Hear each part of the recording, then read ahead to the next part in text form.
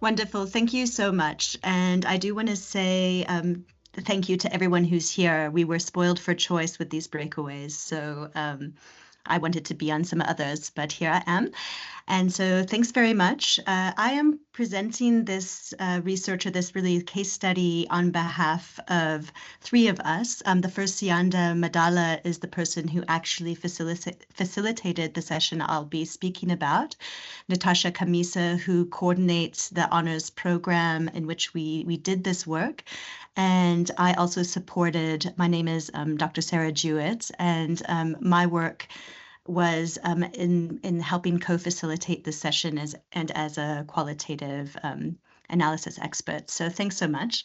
Let me just dive in, see if it will let me progress. There we go.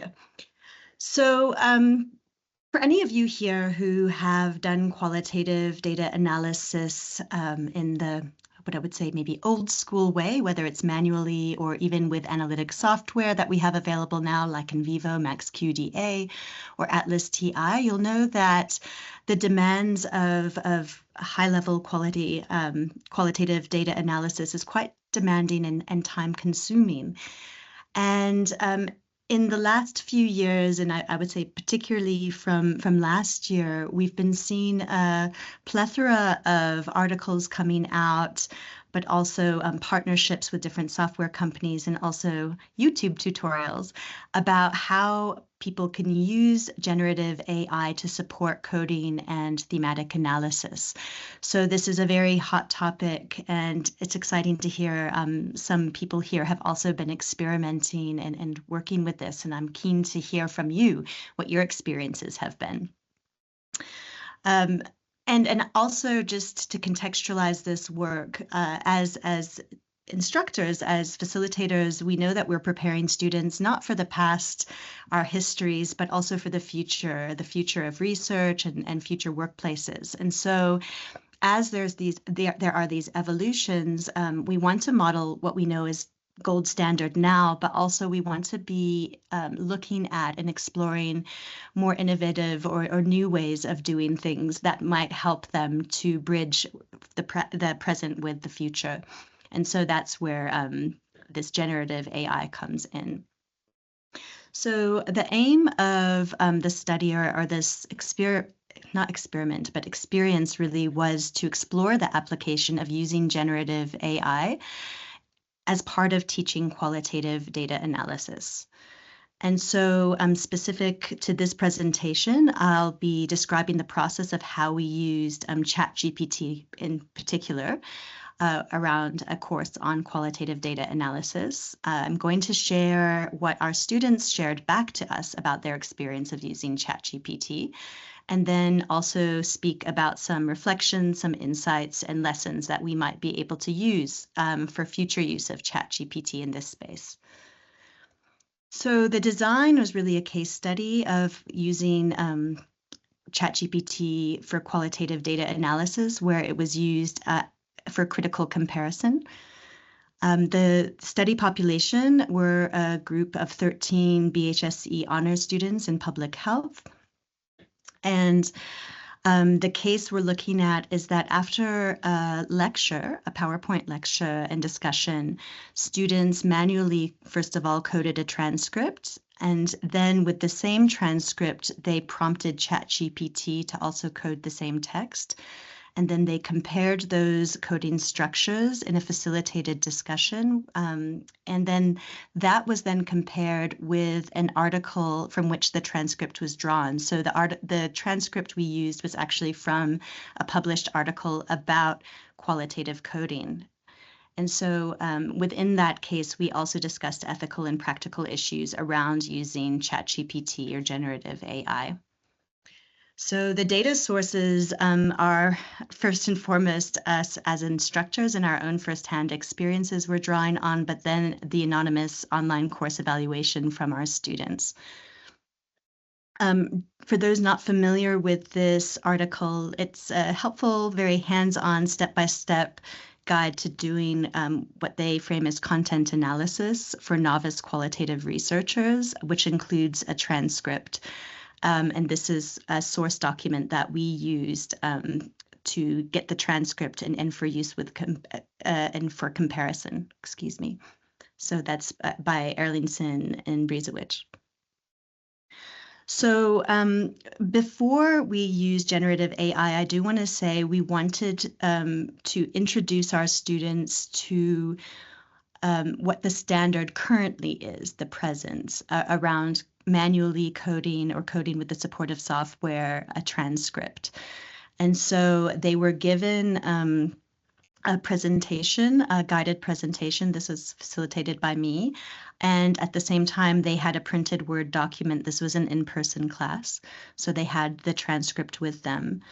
And during the presentation, we actually went over, you'll see this figure that is part of the article, which talks about how one moves from meaning units, segments of text, and latent or manifest content to more latent interpretations of the text through a stepwise process of condensing meaning units, coding, categorization, and creating themes. So this was presented sort of hypothetically, and then students actually worked with their transcripts to generate their own codes. This happened first individually, and then they shared the codes they had generated with a partner for some peer learning. After that peer learning and comparison and negotiation, they were encouraged to come up with similar codes or see where they overlapped or where they were different. We had a facilitated plenary discussion to discuss why certain codes might have been different or why they had coded different segments. And this led to a very deep and engaged conversations around the idea of reflexivity, which is quite important in qualitative research, which is about being very open about the positionality of the person who is coding and how that shapes how different codes are framed. So that was part one. Part two was then facilitated by my colleague, Siyanda, where the students had laptops and were asked to open up ChatGPT and then input a number of different prompts with the transcript that had been provided, so the same transcript.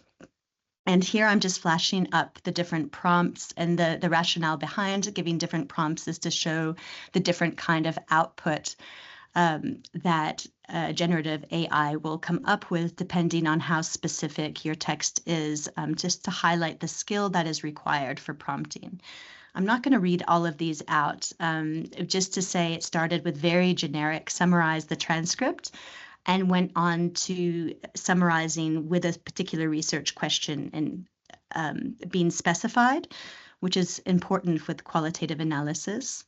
And then a final, if you look at prompt 4, a request for the software to categorize codes and generate themes, addressing the research question, and specified a length for those codes, and then to present that in a table form with a column with at least 2 excerpts per theme. So that is what the students then did, and they came up with a table, which I'm just about to show you. But before doing that, I want to highlight, this is the transcript on the left. I don't expect you to read it, but I wanted to draw your attention to what's highlighted in green, and I've made it larger, which is just an excerpt that said, I had a thing on my face for air, they said before, so no one heard me. So this is from the transcript. The transcript is about someone's experience within an emergency room. So this is what ChatGPT came up with. This is the table that was generated, or variations of this as multiple people were doing it. But you can get a sense of 7 different themes that it came up with, codes that linked to the theme, categories, and supporting excerpts.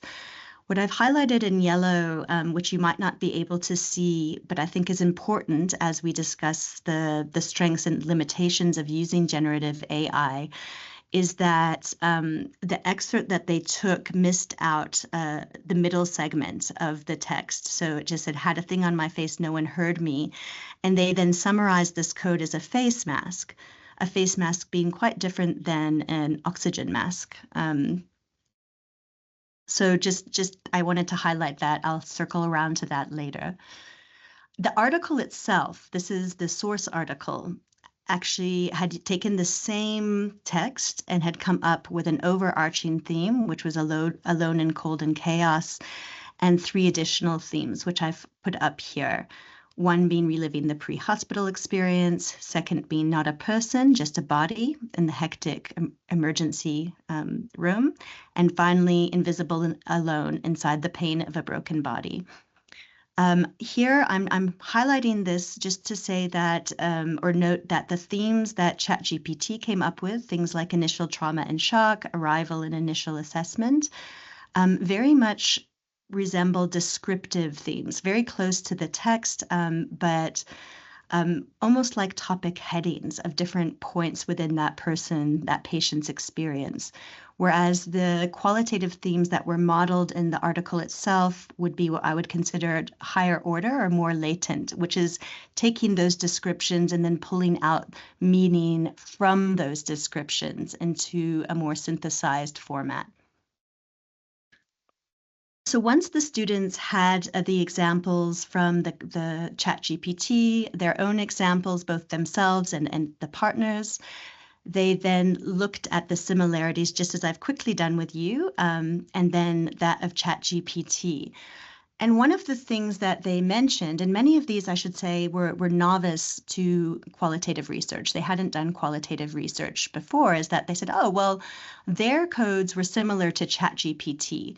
And so what the students had done in a very short amount of time in the class was very much descriptive coding like ChatGPT. So in that way, they were similar in that they were sort of on par. However, neither the students' manual nor the ChatGPT kind of codes were at the higher level of analysis that we might want our students to aim for. They also mentioned that ChatGPT made it much easier to analyze the data. And again, I want to circle around to this idea of whether easier is actually better when we're thinking about moving from the closer meanings to the more latent meanings of analysis. And that's something we can discuss. Within that conversation, students were cautioned against relying on ChatGPT or AI for their analysis because of the kind of examples I gave you, where ChatGPT might have misinterpreted or lost some of the meaning in that analysis, but also because of reasons of ethics, which I'm going to talk about in more depth, and also just around students' own engagement with understanding the process and things like reflexivity. So I'm going to move now just to talking about their experiences. So they did this online survey, 12 out of the 13 students. It's a small group, but 12 responded about this AI session. And as you can just see from a few of these slides, their overall experience, they rated highly as excellent or good, and they would recommend this kind of a course to other students. They appreciated the practical exercises and said that being able to do it themselves, write in the prompts themselves greatly or to some extent helped them to apply AI. They also rated the materials that were provided, such as the article that they could compare with, as being very useful or useful, and also rated the instructor support as being excellent or good. So positive, but does that mean that they've learned what they need to learn? We also had qualitative comments. So one, I'm just going to read it out for those who might not be able to see clearly. They said, I found it useful to discuss the advantages and limitations of AI for qualitative data analysis so we can understand how to use its strengths in a way that's scientifically and ethically rigorous. But they also highlighted in other questions that their confidence in using the tools were a bit more mixed. Many said they were confident, but we saw more of a range with that question. And also when we asked them about challenges, a number of things came up related to not necessarily understanding how AI works and how to prompt appropriately, not having enough time to practice. And I think this was also relevant for the manual coding, I want to say. There were technical difficulties up front that we could have avoided, like just not having a ChatGPT they didn't have a service yet, so they had to sign up before they could do the exercise, and then also wanting additional examples or support materials. And again, a qualitative quote was just what was most beneficial was that one needs to use a very specific prompt when using it. Otherwise, one will receive responses that aren't very relevant. So these were just some of the insights coming out from the students. Taking a bigger step back then to say what can we learn from this experience was one, as I've already alluded to, was that the analysis that could be provided through generative AI was generally broad and descriptive. It wasn't off base. It could be useful, but it wasn't of a higher order. So one would need some additional critical analytic skills to support higher level interpretations. Now, whether that can be done through additional prompting, or whether it might be done manually or in a hybrid kind of way with software is something to be discussed. And that has been raised in other articles on this topic that have been published. And there's not a consensus yet on how that should be done, but it's been recognized as a challenge. When prompting is done well, it can be supportive of coding. That was definitely something that became clear. However, this requires skills for prompting strategies, both for staff and students working in qualitative data analysis. And again, there's different approaches on how this should be done or when it should be done. So some people in the literature are saying this should only be done once people have done their initial coding, like what we did, and then to compare, where others are promoting using generative AI to do an initial coding. That second option is much more controversial. Also, there need to be strategies to build on the initial outputs, applying a critical and creative lens. So the point here being really that researchers do need to know what their data is. They do need to have read their transcripts so that they can make connections and ensure that there's some kind of fidelity to what people were actually saying and that there's not any kind of hallucination happening. Some ethical or methodological concerns I just want to raise before wrapping up and opening up to questions, really around the ethics of sharing data on an open source platform.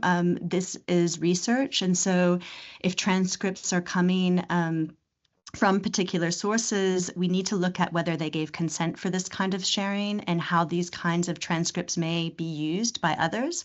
If it's loaded onto something like ChatGPT, this is an important point that needs to be discussed further for any kind of data analysis, really using AI. The question of reflexivity is also really important because in qualitative, we speak about who the researcher is and what they're bringing to that analysis. However, if we're asking ChatGPT to do that analysis, how do we do that? What is the positionality of ChatGPT? Also, we look at pre-existing biases. Some of the programming that happens on ChatGPT or similar kind of programs, they have been programmed to reduce bias. And for those people who might be working on issues like racism, gender, or others, they actually want to be looking at what people are saying. They don't want to be taking away that bias, but rather engaging with it and analyzing that. So there might be built-in problems with doing that kind of analysis. This has been raised in some publications. And also there's limitations on using verbatim quotes within things like ChatGPT, and often they might, because of that, misquote or shift quotes somewhat. And that means you're moving away from the original verbatim data that we like to be working with for qualitative. Again, this comes from the literature. I'm not going to go into this too much, but just to say all the other comments or concerns that are generally raised about using generative AI for teaching or for research remain valid in this context. So errors in output, hallucinations, questions of bias, questions of copyright, and then also environmental concerns. So I'm just flagging that in case people want to make comments or talk further about any of those points.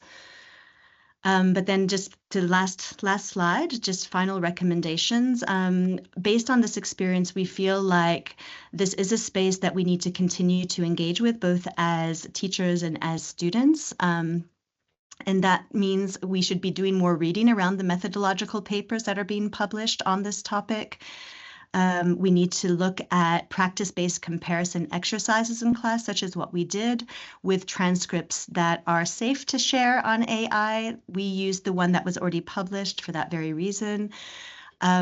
We also need to be more explicit about what paradigms students are claiming to use when they're doing qualitative research. Some people are arguing that the use of AI is introducing a new and yet unknown paradigm for qualitative analysis that still needs to be defined.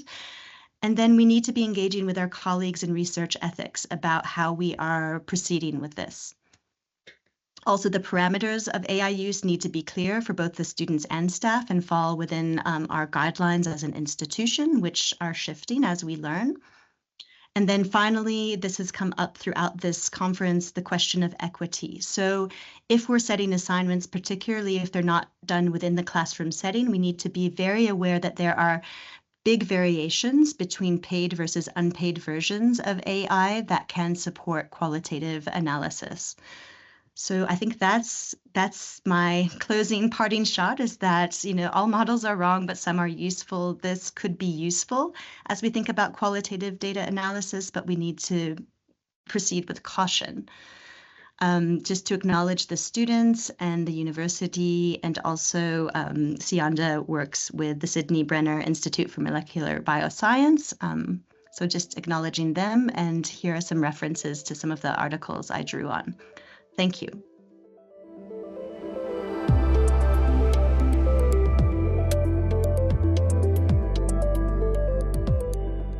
Go ahead. Thank you very much. Thank you, Sarah. That was absolutely fascinating. And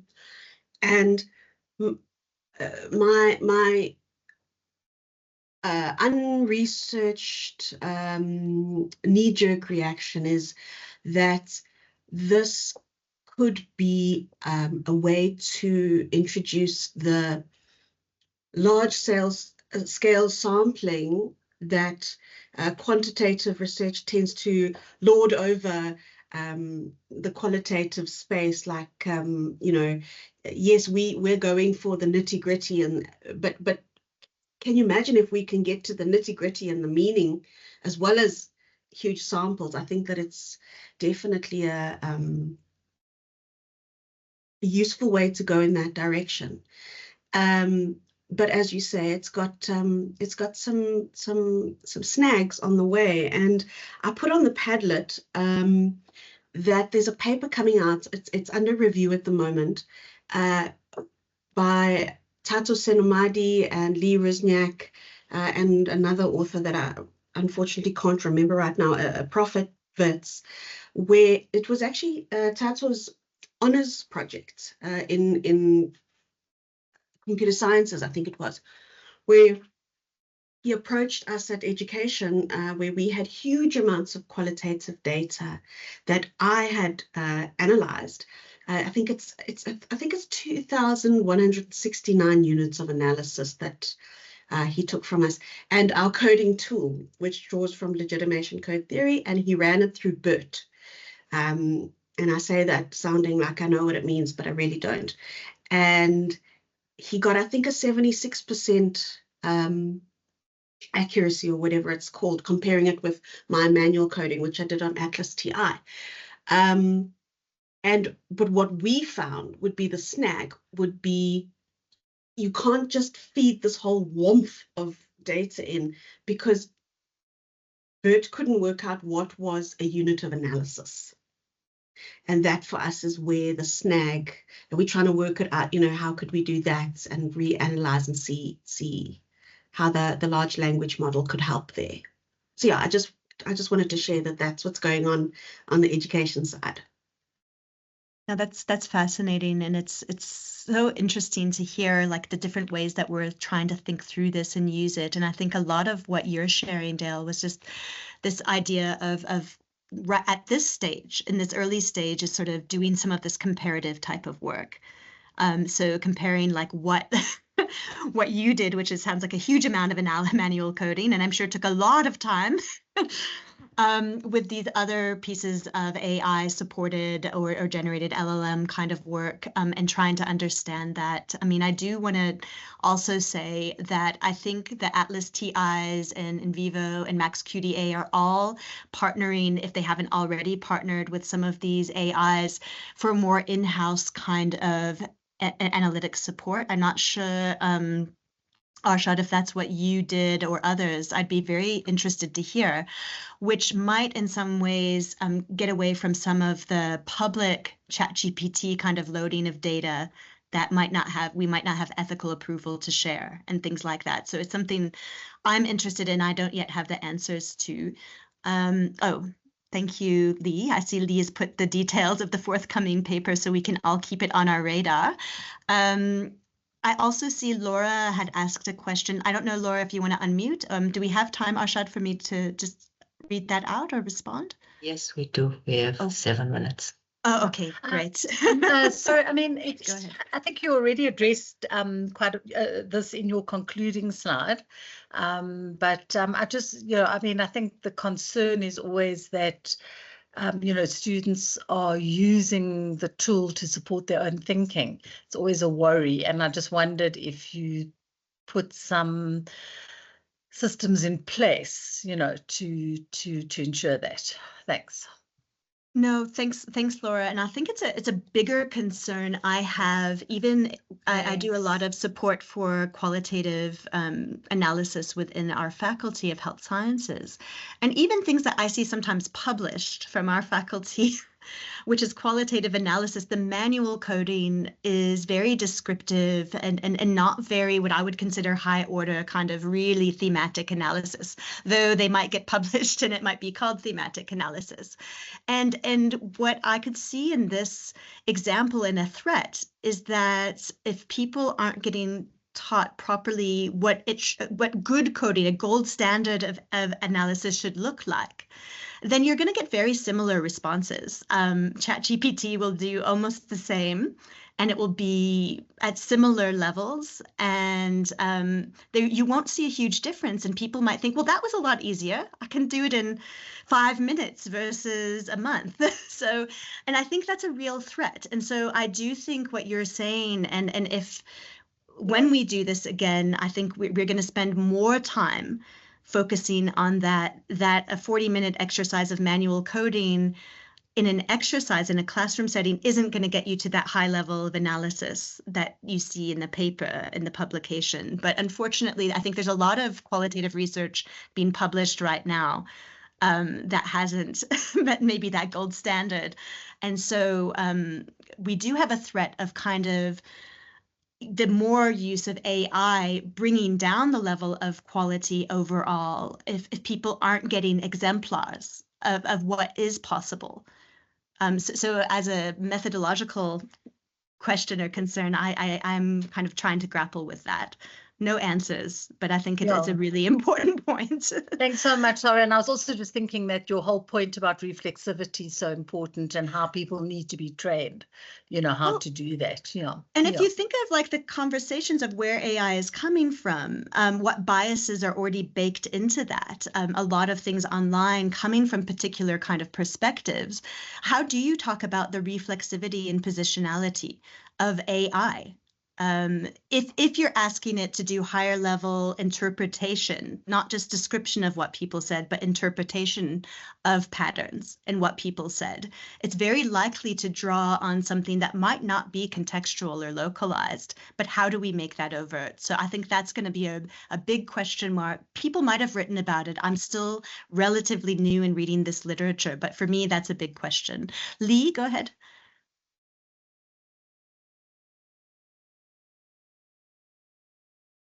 Thanks, Sarah. Very fascinating presentation. 1 minute.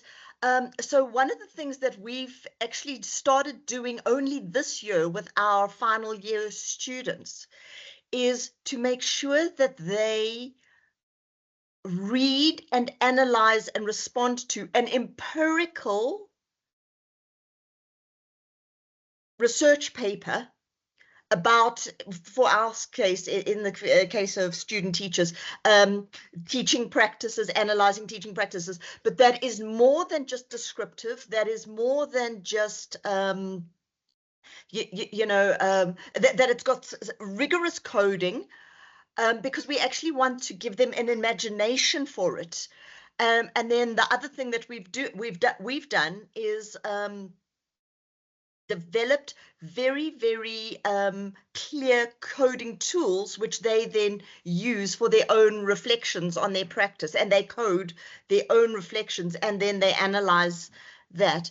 But I think that you bring it to a kind of a different dimension about the possibilities of actually teaching them very explicitly about the limitations of AI. And I think that that's a really, really interesting contribution. So, just how it articulates with our work, and how it now gives us something else to think about. Thank you so much. Thanks. I'll be reaching out to you to learn from your experience. And I think it's not just to focus on limitations, though. It's also the potential advantages and possibilities. Things. And just it's a new field, and maybe it will be called a different kind of paradigm. That seems to be where some people are taking it. That it won't be called thematic analysis. What we did with first-year students is we actually gave them a recorded teacher's explanation of a topic, and a ChatGPT explanation of the same topic, and they analyzed what is the teacher doing that the ChatGPT can't, or wasn't, or hasn't. So very, very interesting, these kind of possibilities for pedagogy. Thank you. Thank you. I know we're at time, so I'm going to turn off but anyone who wants to reach out, please feel free through the chat, and I'll reach out separately. Thanks.